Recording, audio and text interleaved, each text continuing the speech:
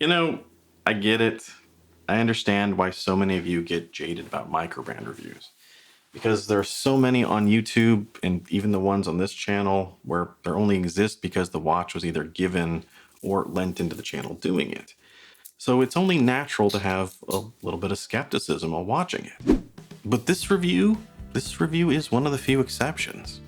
This is a story that starts almost a year ago, when I was at a local watch show and a small blue watch sitting at the corner of the table caught my eye. This is a story of how I was completely taken by a watch with a unique design, one I thought about for months until finally buying. This is a story about the Nodus Unity, which is actually the second Nodus I've ever bought. I bought the Duality a long time ago when it was first announced. I just never did a review on it. And as far as I'm concerned, Nodus is one of the best microbrands out there, and especially when it comes to design. They're also an interesting one, as not only are they based in LA, but they assemble all the watches there too. So if you're like me and like the idea of American assembled watches, they're one to pay attention to. In addition to Jack Mason, South of Baltimore, and Bear. Now, like I said, I originally saw this watch at a local watch show, Intersect, which is sponsored by Nodus and Jack Mason. And while I was talking to the owners of Nodus, as well as when I was later walking around on the showroom floor, my eyes just kept going back to this one, as it isn't like anything I've ever really seen before. What initially caught my attention, and one of its key unique features, is this light blue clean ceramic bezel surrounding the dial. Normally, when you think ceramic bezels, you're thinking dive watches for scratch resistance, and in some ways that's true here as well. But you don't normally expect to see a clean, simple ceramic bezel on a 37mm sports watch. And here, it is beautifully done, seamlessly acting as a transition between the case and the box cut sapphire. It's unique and adds a very colorful, playful element to the watch.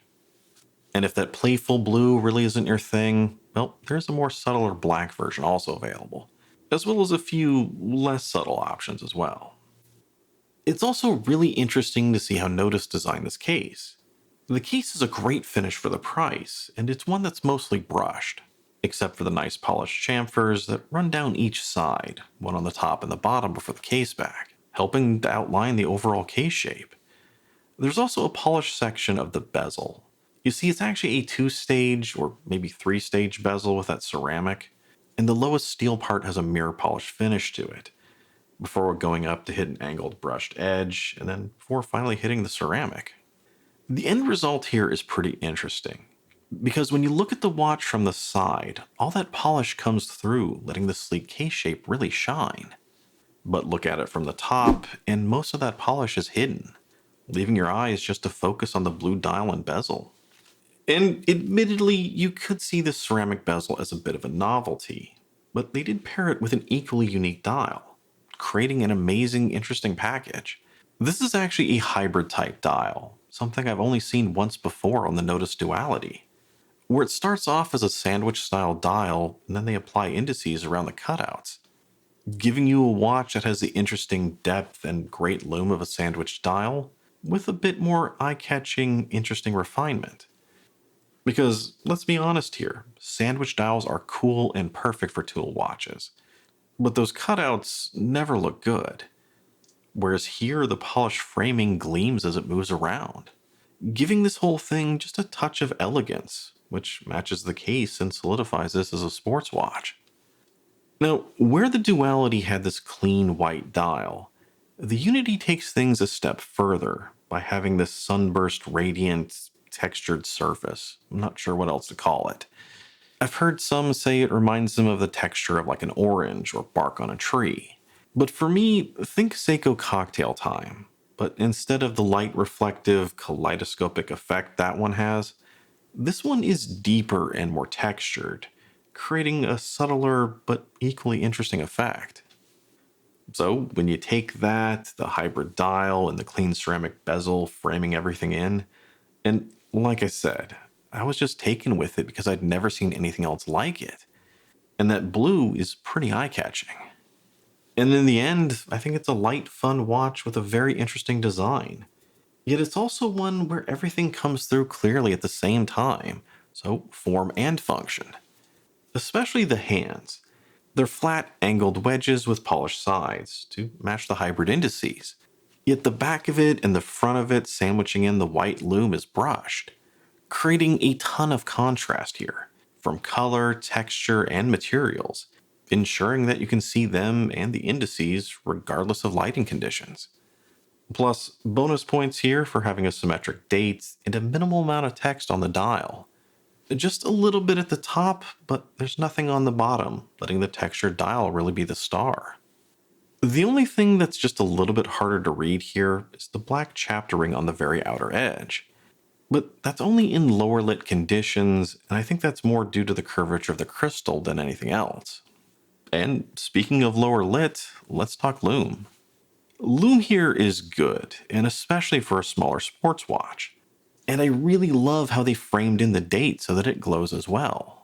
And more importantly, the longevity is also good, on par with a larger Seiko diver. So, no complaints here. And before we get any further, let's take a brief look at the specs again. The Unity actually comes in as a 36.5mm watch with a lug-to-lug of 43.5. So, it's a nice small platform. And one that's fairly thin. We're talking 11.3mm, including the box cut sapphire and the closed case back, which is impressive when you consider that this little sports watch is also fairly resilient with a water resistance of 150 meters, including the signed screw down crown. And a lot of that is probably thanks to the Miyota 9015 powering it, which is known to be a thinner high beat movement. And all of this for $625 US, which I think is maybe a little bit high for a watch with a 9015, at least at first, but when you consider everything else it has, I think it's pretty reasonable. As the other great thing about it is that it's a true sports watch. A go anywhere, do anything watch that has everything you could want. You want to go diving? No problem. Nice dinner afterwards? Sure, why not? And that includes, for the most part, a great bracelet with a nice taper going from 20 to 16 millimeters. Now, it is an oyster style, which is a little bit boring, but the links are solid and fully articulating. It has female end links with a quick release mechanism. The clasp here, which also looks great, is fully milled and has Nodus's newer Note X on-the-fly adjustable clasp system, which these days is getting more common, and this does operate like many of those, where there's this little button you push to release it and let it back out. But theirs is maybe a little bit different, and I found it to be more reliable and easier to use. So whatever they've designed here does work. So again, pretty much everything I personally look for is here on this watch. Even drilled lugs. The only thing that's really missing is a scratch-resistant coating, which so far, with this mostly brushed design, hasn't been much of an issue, as I didn't actually buy this watch new. You see, a few months after thinking about it, I got an email from Nodus saying they were having a second sale, which is where they were going to sell watches that were either return, floor sample units, or review samples at a discount. But it showed up looking pretty new, and on top of that, I've actually been wearing it off and on before some of these shots here. And I gotta say, it still looks pretty good, even the clasp. And the reason I'm mentioning that now is because I'm about to talk about some of my issues or complaints with the watch. So I want to point it out that I don't know the full history of this one. And there's a remote possibility that it may have been an earlier version or a prototype and I just don't know about it. And maybe there's some things here that aren't on the ones you'd buy.